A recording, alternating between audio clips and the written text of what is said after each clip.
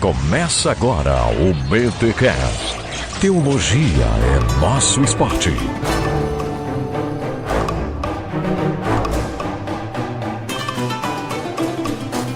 Muito bem. Começa mais um BTcast, de número 320. Eu sou Rodrigo Bibo e hoje a gente vai falar bem do Egito. Eu sou Igor Sabino e eu acredito que Jesus foi um refugiado judeu. Aqui fala André Heinck e eu acho que esse tema vai dar problema. Ai. Gente, estamos aqui no nosso especial de Natal. Mudamos um pouco a configuração, né? Geralmente a equipe inteira vem no especial de Natal. Galera, tá muito difícil conciliar a agenda. Vou dizer pra vocês que só no seriado Friends esses amigos conseguem se ver todo dia num barzinho em Manhattan. É pior, né? Na vida real é muito difícil, cara. É muito difícil alinhar a agenda de todos os integrantes do Bibotalk. Então é o seguinte, pra manter periodicidade, pra manter qualidade, estamos aqui com o André Heinck, que é da equipe, e a gente trouxe Igor Sabino, que já esteve em alguns episódios aqui no Bibotalk. Eu acho que já teve no Fora do Éden também, né, Igor? Não, eu só tive só um especial da Vida Nova sobre Israel e a Igreja. Olha, é verdade, eu já falei no plural aqui, então já é profético esse meu plural aqui. Sim. Tá? Olha só, gente, o tema, como o André disse, pode dar problema, mas se você já ouviu o tema, aliás, você leu já o título do episódio e pensou, e eu imaginei que o Bibotalk tava dando aquela esquerdada mesmo. Depois daquele episódio de racismo, vocês não enganam mais ninguém. Mas você é curioso, louco pra malhar a gente, pra criticar a gente na internet. Mas ouve o que a gente tem a dizer. A gente trouxe um cara aqui que manja de política internacional, questão do refugiado e por aí vai. Mas antes, eu não sei se vai ter recado paroquial, hein? Eu não sei se vai ter. Se tiver, veio. Se não tiver, vai começar o episódio logo depois dessa minha fala.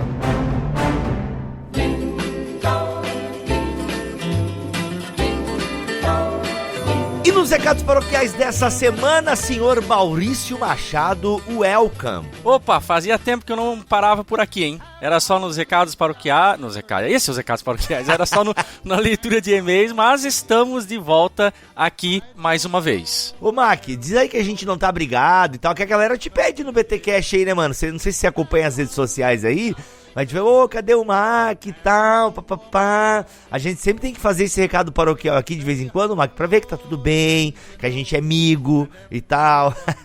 Sim, é que demandas, a família vai aumentando, trabalho vai consumindo a gente, e eu também, de lá pra cá, não tenho conseguido mais por causa disso e tal. Eventualmente, se der tempo aí, eu consigo aparecer, mas muitas demandas aí particulares que me impedem de estar mais presente no BTcast, infelizmente. Descreva como você está nesse exato momento gravando o recado paroquial, Mac.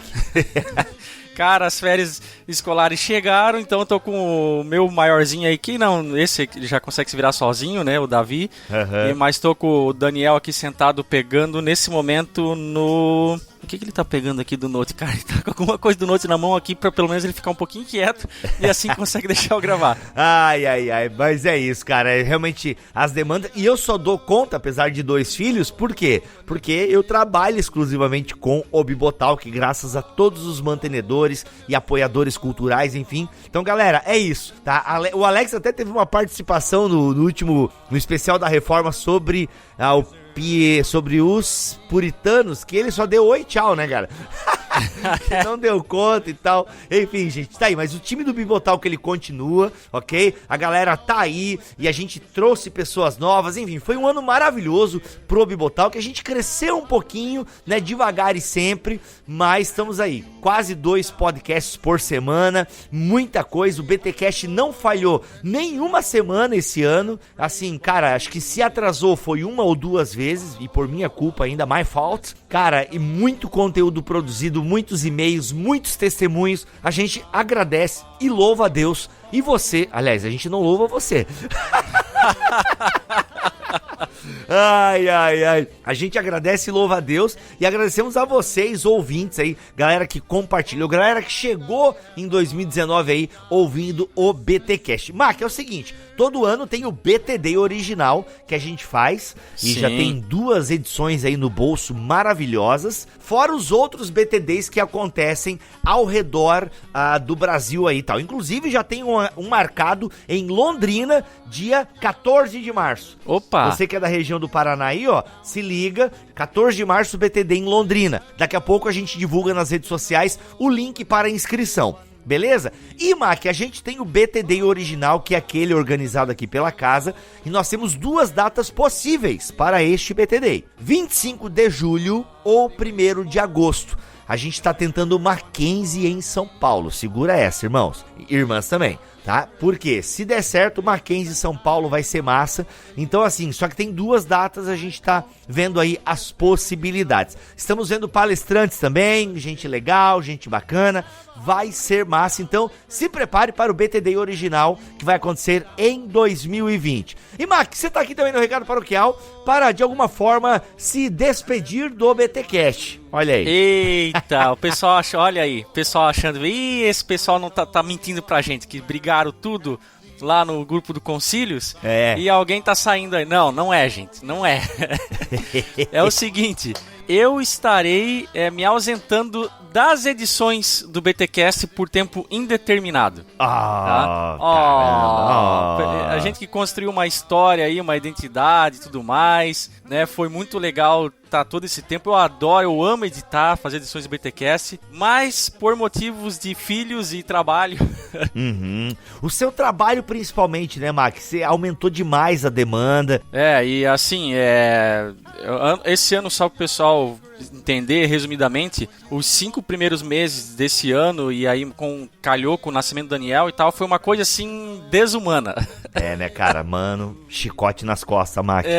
Pois é, e aí eu ainda consegui me dar conta de editar o BTcast e tal, mas chega uma hora que eu não consegui mais conciliar as 2 coisas, né? Não me sobra mais tempo para editar o BTcast.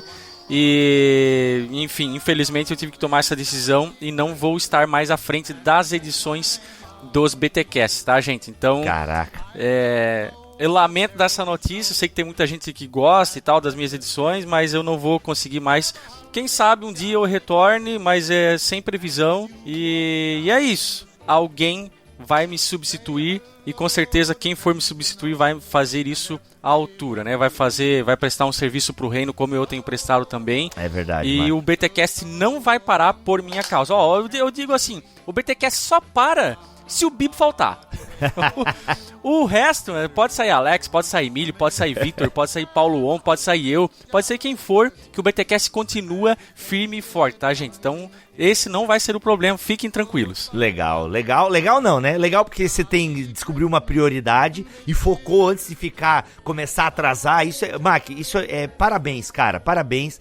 8 anos aí de voluntariado, nunca atrasou uma edição. Quando atrasou, isso anos atrás, ainda avisava com antecedência.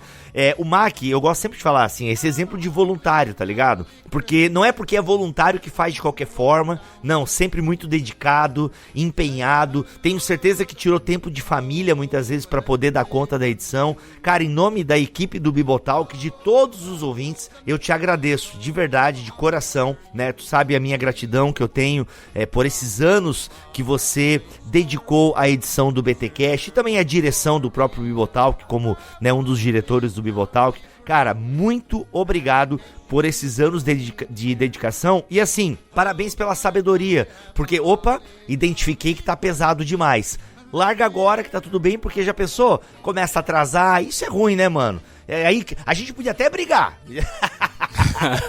Não, isso é uma coisa que eu jamais gostaria que acontecesse, né?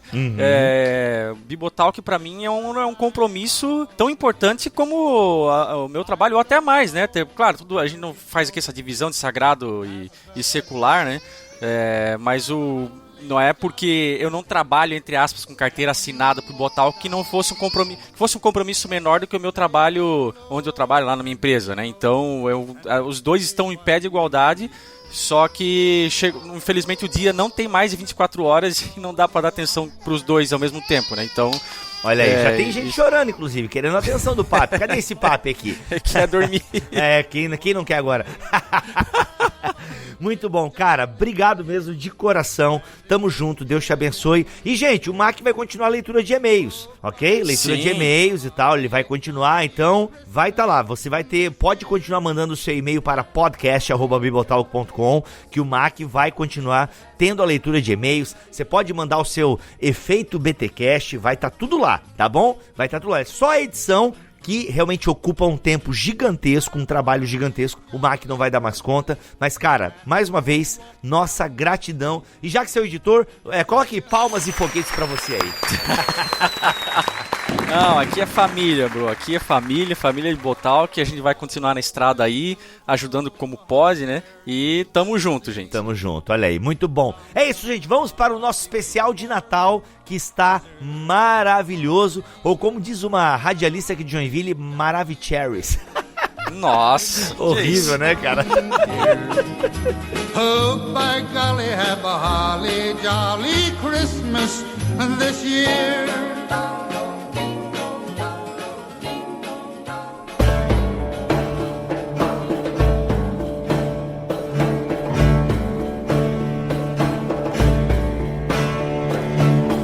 Gente, direto ao ponto aqui então, é a grande pergunta, né? Eu lembro que já deu discussões na internet sobre isso.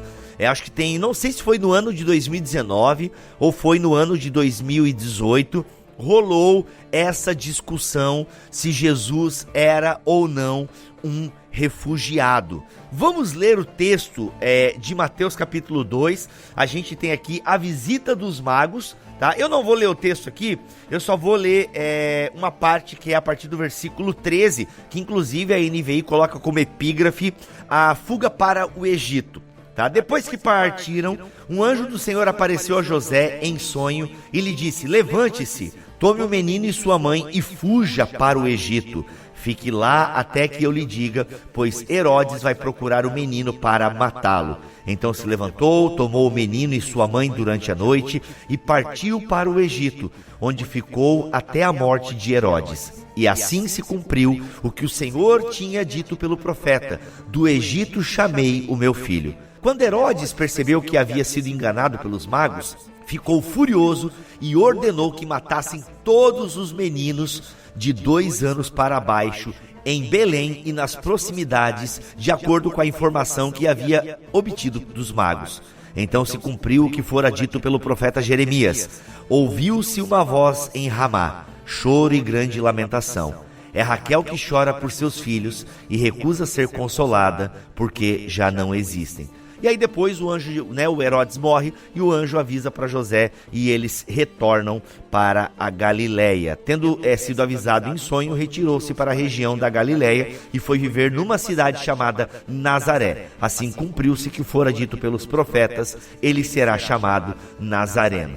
Essa preocupação de Mateus em situar a situação com as profecias é sempre muito evidente, tá? Gente, aqui nós temos um texto bíblico falando que Jesus se retirou de um lugar e foi para outro, para fugir da ira de Herodes.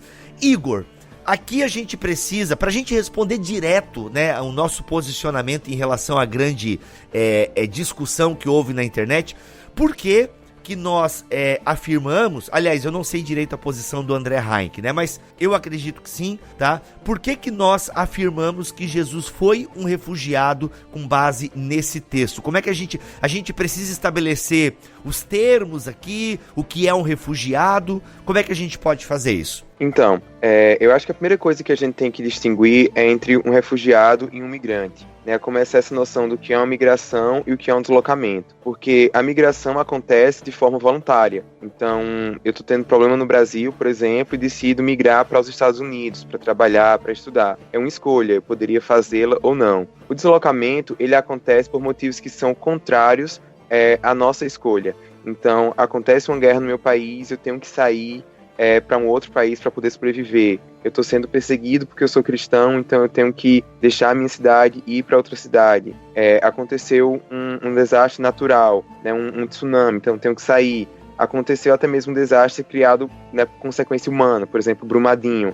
A barragem lá, as pessoas ficaram sem casa, então elas tiveram que se deslocar. E se a gente for ver, os deslocamentos, eles fazem parte da história da humanidade, né? A Bíblia tem vários exemplos disso. Eu tenho uma professora da faculdade que brincava que os primeiros deslocados forçados foram Adão e Eva, que foram expulsos do paraíso. Provavelmente eles não queriam sair, mas Deus expulsou. Essa é boa. E a gente olha, né, não só no período bíblico, mas depois, até mesmo durante a história da igreja, né, a Reforma Protestante, os calvinistas franceses, eles foram expulsos, né, muito perseguidos.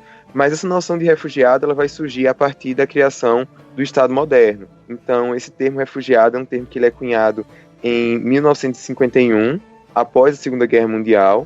Então o mundo vivenciou, né, os horrores do Holocausto, e logo após a criação da ONU, em 48, em 51, é criada uma Declaração de Genebra, que afirma que um refugiado é qualquer pessoa que, temendo ser perseguida ou sofrendo perseguição por algum motivo de raça, religião, nacionalidade, grupo social ou opiniões políticas, ela se encontra fora do seu país de nacionalidade ou não pode voltar para ele. Então, um refugiado, de acordo com esse conceito, tem dois critérios, que é o fato da perseguição por um desses motivos e estar fora do seu país de origem, cruzar essa fronteira internacional. Inicialmente, esse conceito era aplicado somente ao contexto europeu e aqueles eventos que haviam acontecido antes de 51. Só que quando começou a haver o processo de descolonização na Ásia, na África, surgiram novos conflitos no mundo e novas massas, né, deslocados forçados. E aí se criou, em 1967, um protocolo adicional que afirma que esse termo refugiado ele vai ser aplicado além dessa cláusula geográfica e temporal.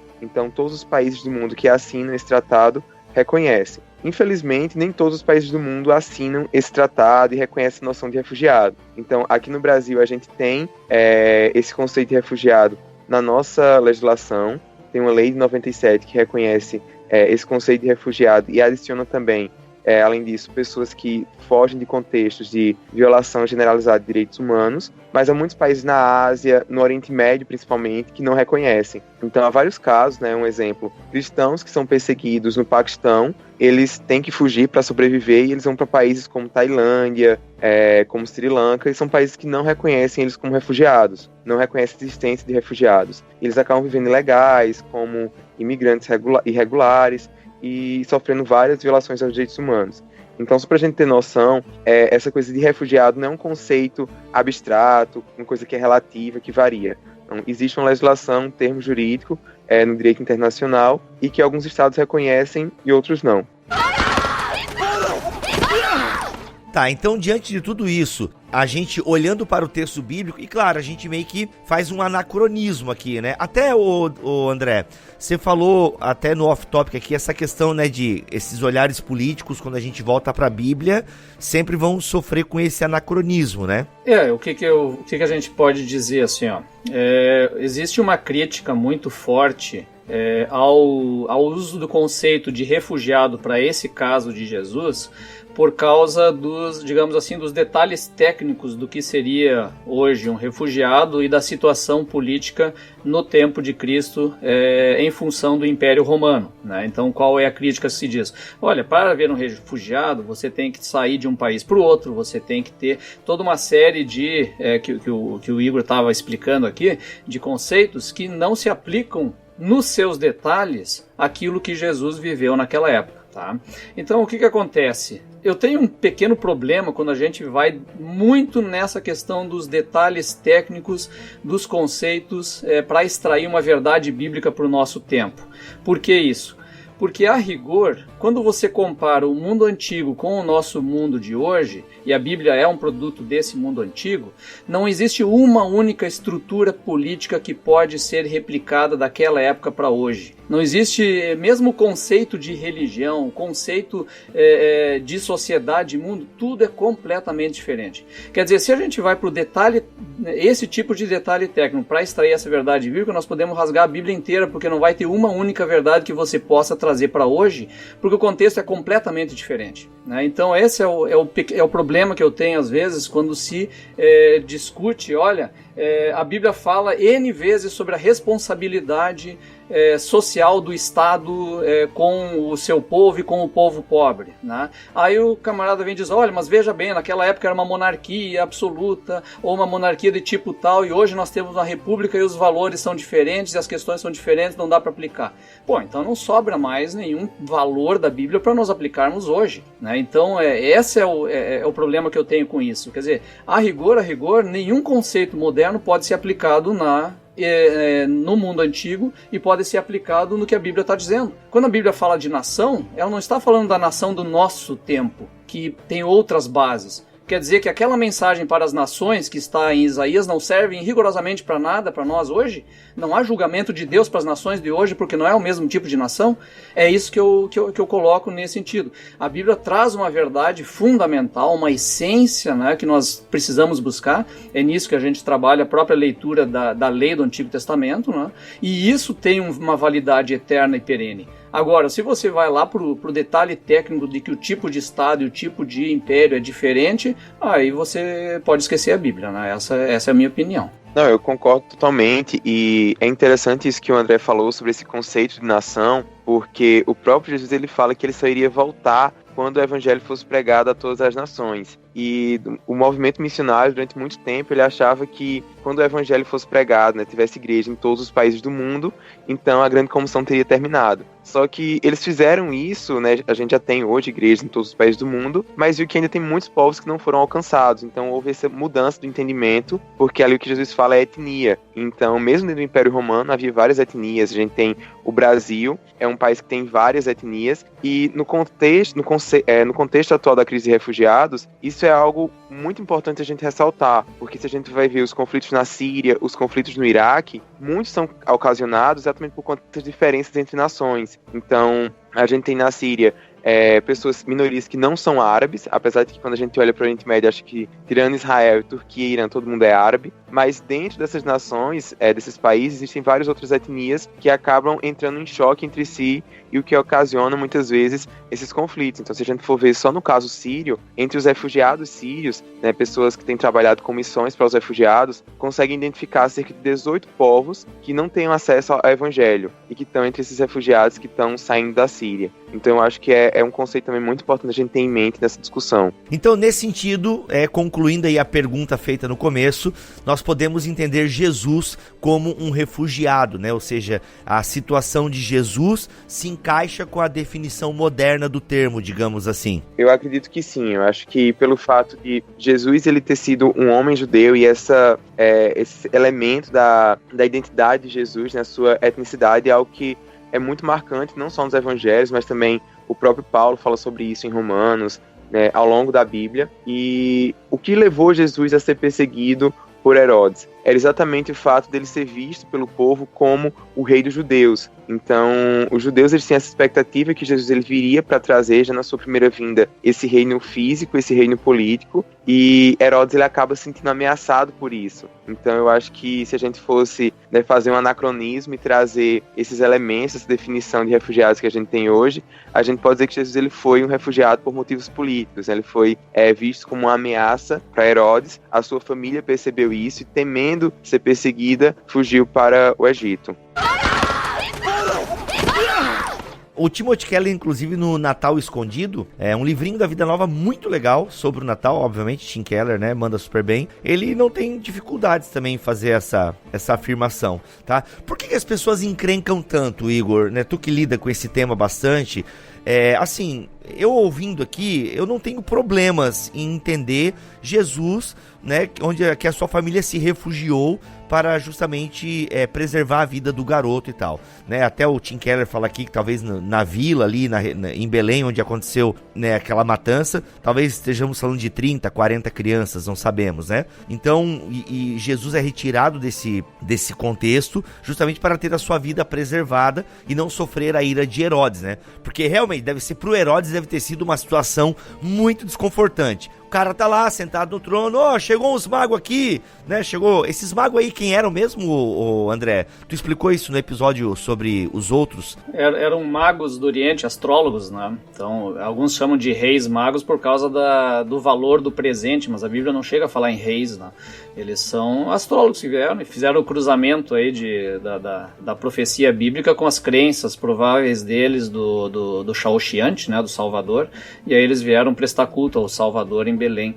E aí nessa passagem desses estrangeiros eminentes, né, o Herodes é chamado a atenção do Herodes, né, porque eles na inocência deles vão falar com o grande líder dos judeus, né, então, e aí vem todo esse processo dali em diante, né. Então, aí chega esses caras lá no palácio e fala, a gente veio ver o rei. Tipo, pro Herodes deve ter sido... como assim, gente? Vocês estão falando do quê? Então, realmente, pro Herodes, e tanto que ele ficou enfurecido ao ponto de matar as crianças para que não nascesse, né? Esse rei não viesse à existência. Então, voltando à minha pergunta, mas antes, espera aí que a gente vai receber uma visita aqui de um rei mago. Deixa eu colocar ele aqui, gente, só um pouquinho. Adicionar ao grupo. Vamos ver se dá aqui. Oi. Tudo bem, Emílio? Já estamos na metade já. Seja bem-vindo. Beleza, muito obrigado. Esse negócio... É que era 10 horas, né? Não sei como é que tá o fuso horário na França aí, mas eu sei que também é pastor, sempre tem gente na porta da tua casa aí. Pastor, pelo amor de Deus. Pior que é bem isso mesmo. É bem isso, né? Eu até expliquei pra galera, Emílio, que não dá pra reunir todo mundo, porque cada um tem uma agenda diferente e é uma loucura. Emílio, está aqui na gravação André Heinck, que você já conhece, e Igor Sabino. Um prazer aí, o famoso Igor Sabino. E o tão famoso quanto André Heinck.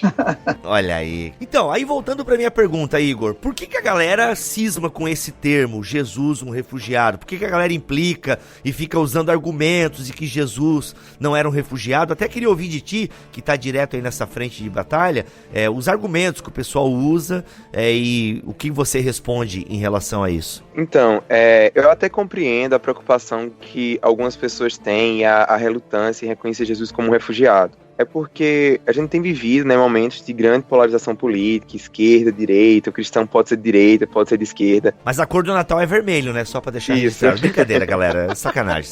A do Grêmio aqui em Porto Alegre é azul, velho. Olha aí. Mas a questão dos refugiados, essa tem sido uma pauta que tem sido definida muito por pessoas mais progressistas, mais ligadas à esquerda. E é tanto que é muito comum que pessoas que nem dão a mínima, às vezes, para o que a Bíblia diz sobre família, sobre aborto, mas na hora de defender os refugiados, pega também esse argumento, Jesus foi um refugiado. Então, os cristãos conservadores olham para isso e, com uma certa razão, eles têm um receio, eles têm um preconceito. Mas eu acho que a gente precisa ressaltar que o conceito de refugiados, quem historicamente defendeu refugiados e lutou para que eles fossem recebidos, acolhidos, sempre foram cristãos conservadores em sua maioria. Então, a gente para ver, por exemplo, recentemente o governo Trump ele tem adotado uma política de não receber refugiados. Tem recebido um número pequeno e anunciou que no ano que vem não vai receber nenhum. Mas a gente vê que nos Estados Unidos, quem pressionou o governo para criar um programa de refugiados foram os cristãos, exatamente para receber vítimas de conflitos, receber cristãos que estavam sofrendo perseguição religiosa em outros lugares do mundo. Então o que eu percebo é que o termo refugiado, muitas vezes ele não é percebido como uma categoria jurídica, né, como eu mencionei anteriormente. Sim, lembrando que no início da Segunda Guerra Mundial, os Estados Unidos foi o que recebeu a grande massa de judeus refugiados, né, que estavam sendo rejeitados no Império Britânico e toda a Europa, né? Exatamente. E mesmo quando aqui na França, essa questão dos refugiados, seja em qual época for, né? Porque aqui você tem vários períodos de guerras, não apenas a Primeira ou Segunda Guerra, mas no começo da Idade Moderna, enfim, e principalmente no período da Guerra das Religiões, ali entre o século XVII e o começo do século XVIII, houve muitos refugiados, a maioria deles protestantes, até por conta daquele lance todo que a gente até abordou em outros BTcasts sobre o período da Reforma, com a ascensão de um rei católico, depois protestante, enfim, uma grande massa de pessoas refugiadas, mesmo aqui dentro da França, foram acolhidos por outros protestantes, né? E essa questão da acolhida dos refugiados ainda hoje, por tudo que se passou, inclusive a Segunda Guerra e mais outras guerras, é um debate político muito grande, mas que os protestantes em geral aqui não abrem mão. E isso não tem nada a ver com polarização política, não tem a ver com a minha escolha política ou mesmo econômica. Tem a ver com a necessidade de alguém que precisa. Um dia fomos acolhidos e nós, por amor do Cristo, que também foi refugiado, né, até um argumento teológico, né, nós temos que agir em prol dos refugiados. Como eu ia falando, eu acho que, pelo menos no caso aqui brasileiro e no contexto americano, essa proteção aos refugiados ela passou a ser vista como uma pauta de esquerda, uma pauta progressista, e muitos cristãos eles ficaram com receio. E no caso brasileiro específico, eu acho que o que fez com que muitos cristãos resistissem a ver Jesus como um refugiado foi durante o período das eleições do ano passado, quando, em uma entrevista, que acho que foi na Roda Viva, que o atual presidente, né, Jair Bolsonaro, até então candidato, ele estava participando e uns entrevistadores perguntaram a ele: você se diz cristão e Jesus foi um refugiado, então por que você é contra os refugiados? Até então o presidente, né, que era candidato enquanto ele era deputado, ele tinha feito algumas falas bem contrárias aos refugiados, afirmando que eles eram a escória do mundo, coisas nesse sentido. Então, eu acho que a forma como essa questão de Jesus ser um refugiado, ela foi trazida para o debate aqui no Brasil, é que foi, de fato, enviesada politicamente. Mas como é que eu entendo isso? A gente tem que entender o papel do Estado e o papel da Igreja. Como foi mencionado, nós, enquanto cristãos, somos chamados a acolher os refugiados e a ajudá-los. Isso não significa que a gente tem que defender que o Estado tem que abrir as portas e receber todos os refugiados. Eu acho que um grande equívoco que se tem quando fala de refugiado é isso, é achar que quem defende refugiados, quem se preocupa com eles, defende a abolição de fronteiras, um mundo sem estados, né? essa uma utopia globalista, por assim dizer. Quando não é isso. Há várias soluções para a questão dos refugiados. A gente pode ajudar refugiados que estão em campos, a gente pode ajudar refugiados fazendo um reassentamento privado em outros países. E se a gente for ver, por incrível que pareça, os países que mais recebem refugiados no mundo são países em desenvolvimento. O país que mais tem refugiados atualmente é a Turquia, seguido por Líbano, seguido por países da África, na Ásia também, como Paquistão, Uganda, Sudão. Então são países que não são os melhores lugares do mundo para se viver. E esses países eles precisam de ajuda humanitária, de ajuda externa, eles precisam de trabalhos sociais, ajuda humanitária. Então eu acho que a gente precisa primeiro tirar essa questão do refugiado da esfera política e trazer isso para o que a Bíblia fala, enquanto que nós, quanto indivíduos, né, como cristãos, podemos fazer. E nesse sentido eu acho que o Tim Keller, né, como você mencionou antes, Bibo, ele não tem nenhum problema em dizer que Jesus era refugiado. E ele é um dos teólogos públicos que a gente tem atualmente, que tem tratado essas questões, não somente ele, mas o John Piper também. E eu lembro que em 2016, quando o Trump assumiu, uma das primeiras medidas no governo dele foi proibir a entrada de refugiados e de imigrantes de 7 países, a maioria eram países muçulmanos. E num domingo em seguida ao anúncio dessa lei, o John Piper estava pregando e ele falou assim para os refugiados: refugiados, nós queremos que vocês saibam que ainda que o nosso país feche as portas para vocês, ainda que o nosso governo feche as fronteiras, nós vamos até vocês, porque esse é o nosso chamado enquanto cristãos. Então eu acho que é isso que a gente precisa ter em mente. Eu posso defender que o meu governo, né, o meu presidente, ele tenha políticas restritivas quanto ao aceite de refugiados, mas eu não posso ignorar que eu, enquanto indivíduo, tenho uma obrigação, enquanto cristão, de ajudar esses refugiados, e eu posso, sei lá, pressionar o meu governo para que ele não receba. Tá, tudo bem, tem as questões de segurança, que eu acho que também é algo bem complicado, que no Brasil nem se aplica tanto, mas digamos que existem questões de segurança que levassem o governo a não querer receber refugiados muçulmanos, por exemplo. Mas ainda assim, eu acho que os cristãos deveriam pressionar esse governo para que ele se envolvesse de outras formas com a proteção internacional aos refugiados.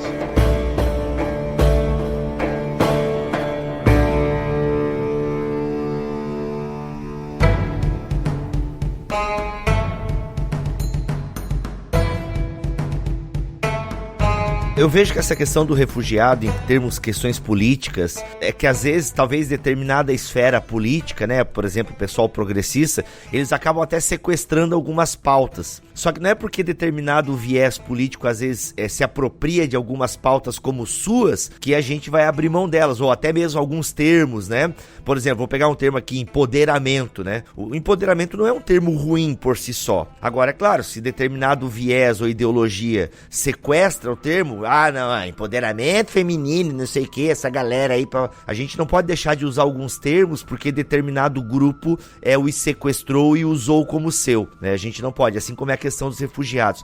Eu vejo que uma das coisas do refugiado que pegou bastante também é que, porque junto com os refugiados estão entrando traficantes, não, também deve ter traficante no meio, né?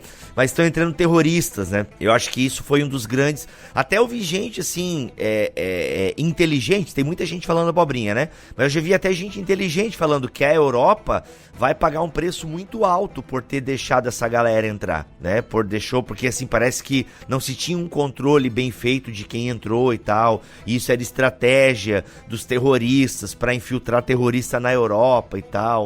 Como é que foi isso aí, Emílio? Tu que tá morando aí, tá vivendo isso, como é que tu analisa isso, assim? Na verdade, assim, em termos de sociedade, eu posso dizer que não mudou muita coisa assim na prática para o cidadão comum. Embora a gente tenha visto, eu pelo menos aqui em Montpellier, algumas famílias sírias, claro.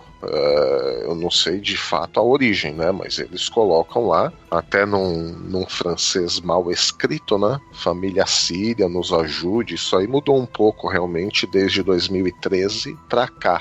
Mas é fato também que a igreja protestante da França, ela conta com órgãos de apoio, né? Aqui a gente chama de associações, né? Então, são grupos de cristãos, na verdade até grupos de igrejas, que criaram associações, no Brasil seria as ONGs, né? Para acolher essas pessoas. Mas dizer que aumentou a criminalidade, aumentou o tráfico, aumentou a violência, existe um plano secreto dos muçulmanos para tomar a França, isso é mentira e exagero. Isso não, né? Então, assim, desse ponto de vista, não. A Europa pagará caro por isso. Bom, até agora nada, né? Não sei daqui 50 anos, mas se existe algum plano, esse plano está sendo muito mal executado, né? Então, socialmente, de um lado, sim, houve um aumento dos pedintes, mas politicamente ou mesmo religiosamente aumentaram o número de mesquitas que estão fazendo contraposição às instituições cristãs. Não, isso não, né? Então uma coisa não tem nada a ver com a outra, né? O que acontece é o que você falou, né, Bibo?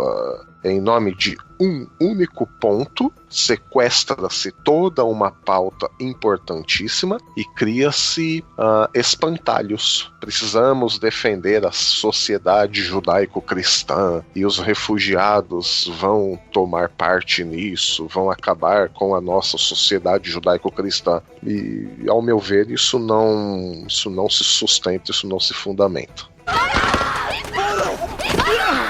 Com relação a isso que o Emílio falou, eu acho importante a gente trazer um pouco do contexto geopolítico dessa atual crise de refugiados. Então, a gente tem atualmente no mundo cerca de 70 milhões de pessoas em uma situação de deslocamento forçado, não só refugiados, mas também deslocados internos, que são aqueles que migram internamente. E essa crise, ela teve o seu ápice a partir de 2015, em virtude da Guerra Civil Síria. A Guerra Civil Síria ela teve início em 2011, uns protestos da chamada Primavera Árabe, né, foi uma onda de protestos no Oriente Médio, no norte da África, que na Síria foi reprimido de forma violenta, acabou se criando uma guerra civil, várias potências estrangeiras depois entraram, grupos radicais islâmicos aproveitaram aquele vácuo para ter mais poder, o Estado Islâmico, e enfim, o que acontece?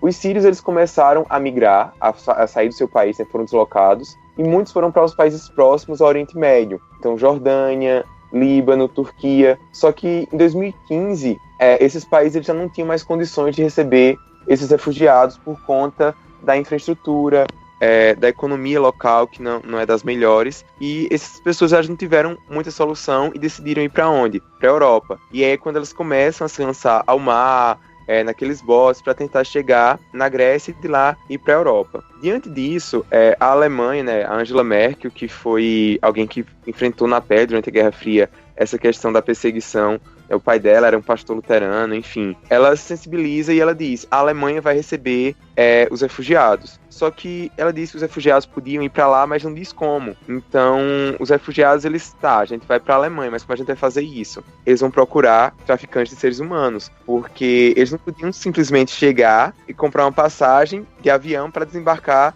na Alemanha. Se eles não tinham, muitas vezes, um passaporte, se eles não tinham visto para entrar na União Europeia, então como é que eles iam chegar lá? Eles tinham que ir realmente tentando atravessar as fronteiras. Só que os governos, né, mais à direita da Europa, como a Hungria, a Polônia, eles começaram a dizer que os refugiados simplesmente não poderiam passar pelos territórios deles, então eles teriam que se virar. E aí vários outros refugiados, não somente sírios, mas até mesmo migrantes econômicos, pessoas que nem se enquadram nessa definição de refugiado, mas de países como Afeganistão, como Irã, começam a se juntar para querer entrar na Europa. Diante disso, qual que teria sido, então, a melhor solução que a Alemanha deveria ter feito? O que o Brasil fez. Por incrível que pareça, quase ninguém fala disso, mas desde 2013, essa é uma resolução que vai até se vencer no final desse ano, mas desde 2013 o Brasil adotou uma política de que qualquer refugiado sírio, né, qualquer sírio, ele poderia procurar uma representação diplomática do Brasil no exterior, fosse uma embaixada, um consulado, e ele pediria um visto humanitário. Então esse pedido de visto ele seria analisado pelas autoridades brasileiras, pelas agências de segurança do Brasil, inclusive a ABIN, que é a Agência Brasileira de Inteligência, que verificaria se a pessoa tinha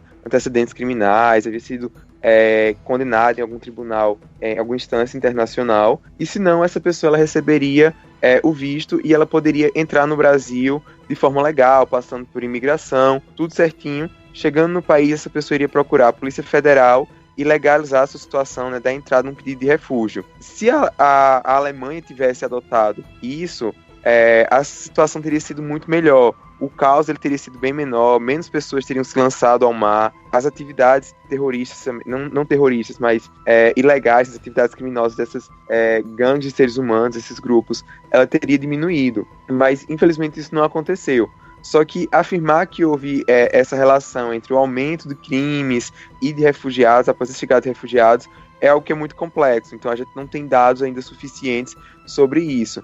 O que se percebe é que houve uma tentativa de alguns grupos políticos, tanto à direita quanto à esquerda, de querer utilizar essa crise de refugiados para alcançar os seus objetivos. Então, quando teve alguns atentados na França, o Emílio pode falar melhor do que eu, né, que está aí, mas houve alguns atentados, acho que em 2015 e 2016, que foram reivindicados pelo Estado Islâmico e que eles colocaram alguns passaportes falsos de refugiados nos corpos dos terroristas. Os terroristas estavam fazendo um ataque e levavam um passaporte falso para dizer que era refugiado, porque isso também era parte da estratégia do Estado Islâmico. Aquelas pessoas que estavam indo para a Europa estavam fugindo exatamente desses terroristas. Então, era o intuito realmente do Estado Islâmico, desses grupos, de criar o terror. Agora a gente tem uma outra situação complicada atualmente, que são os migrantes africanos, porque eles vão até a Líbia e da Líbia eles atravessam para chegar na Itália. E o que é que acontece? As ONGs, elas sempre que veem esses grupos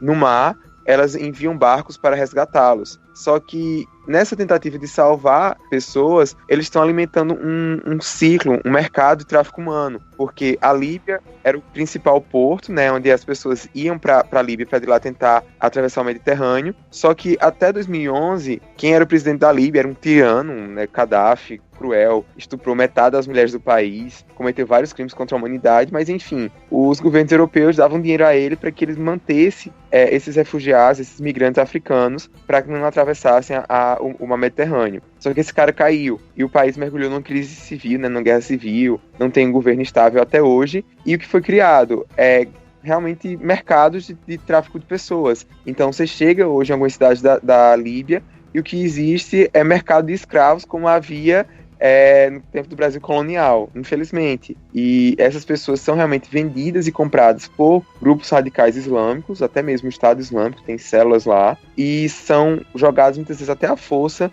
nesses barcos rumo à Europa. E esse que tem sido um grande problema hoje, se lidar com a migração forçada ali no Mediterrâneo. Inclusive essa questão dos terrorismos é tão falso isso, que se tratava de alguns refugiados imigrantes, que na verdade uma boa parte deles eram nascidos em território francês. Quer dizer, justamente o contrário, né? Não vem de fora, né? O terrorismo veio de dentro. Então, o que não se provou de novo na prática, que a questão de receber os refugiados possa aumentar a insegurança, a violência, o terrorismo. Tem outros problemas, como o Igor apontou, a questão da a estrutura, claro, né? Como é que a gente vai poder ajudar todo mundo? E aí esses refugiados têm filhos, e aí eles precisam aprender a língua do país, e eles precisam comer, e aí os filhos precisam ir na escola. Isso aí é um outro problema, ok. Mas dizer que, como argumento, na verdade, que aumenta a insegurança, terrorismo, entre outras coisas dessa natureza, isso é um argumento falso. A gente sabe o seguinte, não é um tema fácil, ele tem muitas variações, tem muitos problemas, são muitos detalhes, né? É por isso que a gente não consegue falar do tema de maneira assim ampla e detalhada, né? Isso seriam vários podcasts, e aqui viraria um podcast de cunho político, social, de vários aspectos, que a gente até tá abordando aqui. Mas eu lembro de uma coisa que o Milho falou tempos atrás, e apesar de eu reconhecer todos esses problemas, né, acho que Roraima aqui tá enfrentando um pouco isso, né? Recebendo bastante venezuelanos e tal. Então, assim, e a gente sabe que houve o aumento de algumas coisas complicadas ali em Roraima, ainda que, como o Igor falou e o Milho acabou de falar, né? Muitos bandidos brasileiros, né, da região se apropriaram de todo esse caos para colocar também a culpa nos imigrantes. Então a gente percebe que sempre tem várias facetas as histórias e a gente precisa considerá-las, né, se a gente quer dar uma opinião sobre a coisa. Mas uma coisa que nós cristãos não podemos abrir mão quando o assunto é a questão dos refugiados e tal, é uma fala que eu lembro que o Milho disse muito tempo atrás, por exemplo, essa questão, porque a segurança do país é colocada em risco quando a gente deixa esse pessoal entrar. E eu não sei se tu lembra, Milho, mas tu falou isso, né? Mas quem disse que Jesus também veio prometer essa segurança pra nós, né? Exatamente. Acho que essa tua fala, assim, apesar de eu não entender muito do assunto, eu penso que ela resume muito bem. Aqui em Joinville a gente não lida muito com isso, a gente tem muito angolano aqui em Joinville, muito haitiano. Aqui na minha igreja tem haitianos, temos também venezuelanos agora chegando e sendo integrados à igreja, pessoas integradas, é um processo bem interessante, assim. Então vocês falam francês, espanhol e português. Exatamente. Olha aí, então, mas a gente tá acolhendo, né? E assim, é um risco? Jesus não chamou a gente para uma vida de segurança. É o risco da fé. É verdade. Eu acho que uma das coisas interessantes, né, quando a Bíblia fala sempre do respeito ao estrangeiro entre vós, né, a menção é sempre o quê? Porque vocês foram estrangeiros no Egito. Então, puxa vida, a história de Jacó, claro, aqui até o Igor pode explicar melhor qual é a diferença de Jacó, porque Jacó ele é um refugiado lá no Egito, quando ele foge da seca de 7 anos que Deus havia enviado sobre o Oriente. O Egito sustenta o Oriente inteiro durante esse período pela mão de José. Claro que é outro tipo, não é um refúgio político, né? É por desastre natural, ele é outro tipo, não é a questão política, mas ele é um refugiado, e aí se dá a base, olha, vocês foram estrangeiros em outra terra, foram recebidos em outra terra, então recebam bem os estrangeiros, né? O próprio Egito, depois, na história bíblica, ele se torna o grande receptor de refugiados judeus na queda de Jerusalém. Quando o Império Babilônico vem, a gente sempre se concentra naqueles que foram levados cativos para a Babilônia, só que naquele momento houve uma fuga em massa para o Egito de cidades inteiras de judeus, né, que foram para o Egito e foram lá recebidos e lá formaram grandes comunidades no Egito que existiram até o período bíblico e até hoje, né? Então, inclusive Jeremias, não? O Jeremias foi levado na marra, ele não queria ir, né? Não queria, foi levado. Então, ele até chorou. Chorou aí, mas então houve toda uma recepção no Egito dessas comunidades judaicas que formaram cidades, formaram bairros inteiros, né? Todo um pensamento teológico se forma em Alexandria, no Egito, derivado dessas comunidades judaicas, que vai se formar depois um dos grandes centros do pensamento cristão também do Oriente, né? Então, isso tudo está baseado no quê? Numa fuga em massa de um sentido político, de uma recepção dentro de um outro reino. Nesse caso, nós estaremos muito mais próximo do conceito de refugiado contemporâneo do que a própria experiência de Jesus naquele caso, né? Mas é uma referência bíblica que me parece bastante importante nesse momento. Ô André, e é muito bom você mencionar o Egito, porque isso é algo que permanece até hoje. No caso lá de Jacó, a família dele, a gente pode dizer que eles foram deslocados ambientais, mas essa questão de Jesus, né, ter sido um refugiado e da migração é algo que ainda é muito forte entre os cristãos locais, os cristãos coptos lá no Egito, que tem, e não só os cristãos coptos, mas os cristãos do Oriente Médio como um todo. Então, eu acho que um dos motivos que me levam tanto a defender o fato que Jesus é um refugiado é exatamente a minha experiência com esses cristãos que se tornaram refugiados no Oriente Médio. Então, em 2015, eu estive no Egito e eu visitei um bairro copto, né, um bairro cristão que fica lá no Cairo, e que eles acreditam que foi lá que Jesus ele se refugiou junto com a sua família quando ele fugiu de Herodes. É claro que, historicamente, é difícil a gente dizer se foi lá ou não, mas na tradição, é um ponto de peregrinação. E eu visitei alguns cristãos lá e eles estavam com muito medo por conta do que estava acontecendo no Iraque, na Síria, o surgimento do Estado Islâmico. No norte do Egito também estava tendo ataques. Uns 6 meses depois, uns 6 meses antes, na verdade, eu ter ido, teve aquela situação dos 21 cristãos coptos, né, do Egito que foram mortos na Líbia pelo Estado Islâmico, né, aqueles 21 homens de laranja. E conversando com aqueles cristãos, eles falam assim,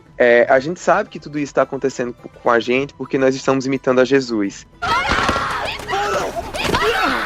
E aqueles cristãos eles disseram, a gente está sofrendo aqui como Jesus sofreu. A gente está sofrendo porque a gente se identifica com ele, porque a gente carrega o nome dele. E eles falam também, nessa questão do Egito, que há promessas na Bíblia, né, em Isaías 19, que no futuro Deus vai abençoar Israel, a Assíria, o Egito, e ainda hoje esses cristãos, eles oram por isso. Na Praça Tahrir, né, quando teve aquelas manifestações da Primavera Árabe em 2011, existe uma igreja que fica bem próximo, e toda semana eles se reúnem para orar por isso. E essa experiência, né, dos cristãos médio-orientais se identificarem com a encarnação de Jesus enquanto um homem refugiado, isso foi algo que eu percebi não só no Egito, mas também quando eu estive no Líbano, entrevistando para minha pesquisa de mestrado algumas famílias iraquianas que haviam fugido de Mossul. Mossul é a cidade bíblica de Nínive, e eles haviam fugido lá em junho de 2014 por conta do Estado Islâmico. Foram das últimas famílias, né, que tinham deixado a cidade, e eles falaram assim, lá no Iraque, onde a gente morava, haviam cristãos desde o tempo dos apóstolos. Ele disse, eu ouso dizer que como havia judeus que haviam ido para lá, que se converteram depois que Jonas pregou, a gente tem cristãos que são desde a época de Jonas. E esses cristãos, eles simplesmente foram dizimados de lá. Mas eles diziam, mas a gente entende que Deus permitiu que isso acontecesse com um propósito que a gente não entende. Porque Jesus falou que quando a gente fosse perseguido em uma cidade, a gente deveria fugir para outra. E isso é uma noção muito comum nos cristãos do Oriente Médio, e eles temem por isso. Eles dizem, o cristianismo está desaparecendo daqui. Então eles não querem sair, eles não querem se tornar refugiados no Ocidente, muitos deles. Então eu conheço alguns cristãos, por exemplo, na Palestina, uma das organizações da qual eu sou parceiro, o Philos Project, eles estão com uma campanha para ajudar cristãos na faixa de Gaza, porque eles estão sofrendo muita perseguição pelo Hamas, mas eles não querem deixar o Oriente Médio. Então, essa organização está negociando com o governo de Israel para que eles vão para a autoridade palestina, que fica na Cisjordânia, que é um território, né, controlado por Israel, mas também tem um governo árabe próprio. A situação dos cristãos lá também não é a melhor do mundo, mas eles têm muito essa noção de que Jesus, ele encarnou, ele se tornou homem, ele teve que sair por um tempo da Judéia, mas ele ainda continuou aqui nessa região do Oriente Médio com um propósito. E eu acho que quando, nesse período de Natal, né, quando a gente para pensar sobre a forma como Jesus ele veio ao mundo, pensar nele como refugiado é importante para nós, para que a gente se lembre desses cristãos, desses nossos irmãos ao redor do mundo que estão sofrendo perseguição, não só no Oriente Médio, né, onde Jesus ele veio, mas na Ásia, em vários outros lugares do mundo, na África, e também lembrar que Jesus ele nos deu uma ordem de levar o evangelho a todas as nações, e levar o evangelho às nações é algo que vai trazer risco, é algo que vai nos trazer sofrimento, e há povos não alcançados que há 10 anos atrás a gente não teria como chegar até eles, e eles estão vindo até nós como refugiados, como migrantes. Então, quem sabe Deus não está usando isso para abrir os olhos da igreja no Ocidente acerca da necessidade missionária. A propósito disso, nossa igreja aqui tem o privilégio de contribuir com uma pequena parte com uma missionária francesa que atua na Grécia. E lá eles criaram um centro de acolhida que se chama Happy House, Casa Feliz. É o nome em inglês mesmo estando na Grécia. E eles trabalham recebendo crianças refugiadas. E essa missionária nos conta, né, nas correspondências que nós trocamos, nos e-mails e tudo mais, que tem sido uma grande bênção a questão do testemunho cristão, não somente o evangelismo clássico que a gente pensa, né, mas o serviço cristão mesmo, de acolhida, de cuidado, né? E muitos deles, né, têm se convertido por causa desse exemplo, por causa do amor, tipo, não, mas então se ser cristão é isso, e vocês fazem isso porque o líder de vocês, o mestre de vocês mandou porque ele mesmo fez isso, não, então eu também quero ser cristão, porque eu entendo o que é ser refugiado e a necessidade dessa acolhida, e eu quero fazer o mesmo. Aí, claro, aí tem todo o processo depois de discipulado, a mesma coisa nas nossas igrejas, né? Mas muitas conversões têm sido vistas por causa desse exemplo. Eu ouvi esse mesmo testemunho de uma missionária luterana aqui quando esteve num congresso da Este, e ela estava comentando justamente isso, né, que muitas igrejas luteranas na Alemanha estão hoje tendo um acréscimo muito significativo de refugiados que estão vindo para lá, e muçulmanos que, impressionados por cristãos receberem eles com tanto carinho, estão inclusive se convertendo e abandonando a fé muçulmana, se tornando cristãos. Claro, isso não é uma regra geral, mas tem sido a experiência de várias igrejas luteranas na Alemanha que estão com esse trabalho com refugiados, né? E aí, gente, pra encerrar, eu acho que a fala do Igor foi bem legal ali. Mais alguma coisa que vocês gostariam de acrescentar nesse tema? Que eu sei que, né, tem gente que vai escrever textão, e você tem todo o direito, gente, de discordar do que a gente falou aqui. Podemos até, use os comentários, né? Não adianta você comentar na rede social, isso prejudica e tal. Não, use os comentários aqui, quem sabe o Igor até se propõe a responder, o Milho, o André e tal, pra gente poder dialogar e entender um pouco mais essa situação. Alguém quer acrescentar alguma coisa? Alguma cereja no bolo aí? O Igor, ele citou aí o Isaías 19 como esse grande consolo lá dos coptas egípcios e outros. É um texto maravilhoso, é um texto lindíssimo, e o final dele, lendo os 2 últimos versículos, né, de Isaías 19, 24 e 25, ele diz assim: naquele dia Israel será o terceiro ao lado do Egito e da Assíria, uma bênção no meio da terra. Bênção que pronunciará Yahvé dos exércitos, bendito o meu povo, o Egito, e a Assíria, obra das minhas mãos, e Israel, a minha herança. É um texto maravilhoso, né, que mostra justamente aqueles que eram os maiores inimigos naquele momento de Israel, Deus dizendo, são todos meu povo. Isso eu acho muito bonito, e essa é a própria mensagem do Evangelho. Já em Abraão, né, em ti serão benditas todas as famílias da terra, né? É isso, gente. Igor, o microfone tá aberto ainda.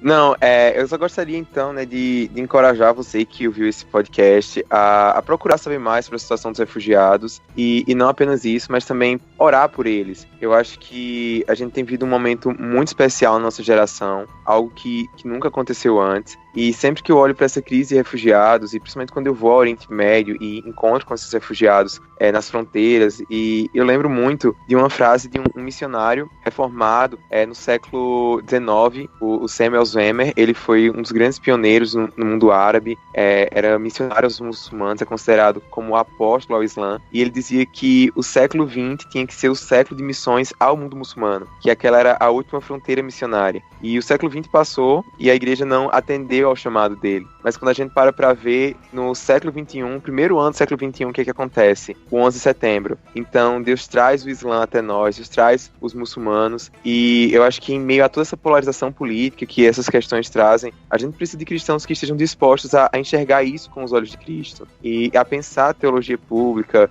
a pensar missiologia, a pensar todas essas questões realmente à luz do Evangelho, à luz do legado que Cristo nos deixou. Então, eu espero que esse Natal você possa estar comemorando com a sua família, alegrando-se no fato que Jesus se tornou homem para nos salvar, mas também lembrando dessas realidades, lembrando dos nossos irmãos que estão sofrendo e também daqueles filhos pródigos, né, aqueles que ainda precisam ouvir o Evangelho para poder se juntar a nós nessa mesa com o Pai.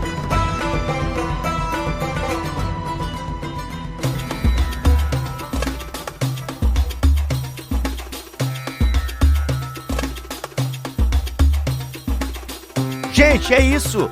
Esse foi o nosso especial de Natal, para você estar pensando com a gente. E foi um ano maravilhoso, foi o ano do podcast aqui no Brasil, e foi o ano do Bibotalk, enfim, a gente continua ano que vem, firme e forte, graças a vocês, ouvintes, graças a todos os mantenedores, graças a essa equipe maravilhosa que fez o BTcast acontecer. Ano que vem a gente volta com novidades, ano que vem, enfim, eu contei elas aí já no recado paroquial, você já tá sabendo, mas enfim, só pra lembrar, se você não ouviu o recado paroquial, perdeu, né, irmão? Você tem que ouvir, porque no recado paroquial tem um monte de coisa legal que acontece. É isso, vamos ficando por aqui.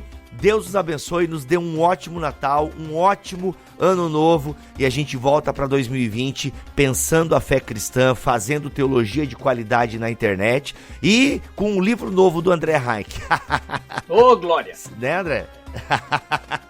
Show de bola! É isso, gente, vamos ficando por aqui. Deus nos abençoe e até o próximo BTcast, que volta em janeiro, final de janeiro. O BTcast já volta, e se ele quiser e assim permitir, a gente estará novamente por aqui. Tá bom, Igor? Obrigado, cara. Acabei não te dando tchau e não te agradecendo aqui. Obrigado pela tua presença em gravar esse podcast com a gente. Prazer foi meu. Tô à disposição aí, pode chamar mais vezes. Beleza. Milho, eu dei tchau aqui, eu meio que já dei bênção, mas a gente tinha que acabar o ano aí com a tua bênção, né, cara? Vamos lá, naquela voz de Darth Vader convertido. É impossível, depois de batermos um papo sobre isso, de não lembrarmos de Mateus 25, né, quando Jesus diz: venham, vocês que são abençoados por meu Pai, recebam como herança o reino que lhes preparou desde a criação do mundo, pois tive fome e vocês me deram de comer, tive sede e me deram de beber, eu fui estrangeiro e me convidaram para a sua casa, eu estava nu e vocês me vestiram, estava doente e cuidaram de mim, estava na prisão e vocês me visitaram. Então os justos responderão: mas Senhor, quando foi que o vimos faminto e lhe demos de comer, ou sedento e lhe demos de beber? Ou como quando te vimos como estrangeiro e convidamos você para a nossa casa? Ou quando foi que nós te vestimos? Quando foi que te vimos doente na prisão e fomos te visitar? E o rei dirá: eu lhes digo a verdade, quando fizeram isso ao menor destes meus irmãos, foi a mim que o fizeram. Uau. Que essa seja a nossa prática acima de qualquer ideologia de esquerda ou de direita.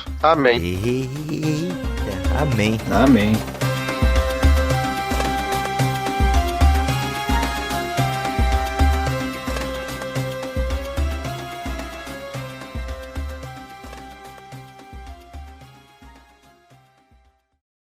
Este podcast foi editado por Mac Bibotalk Produções.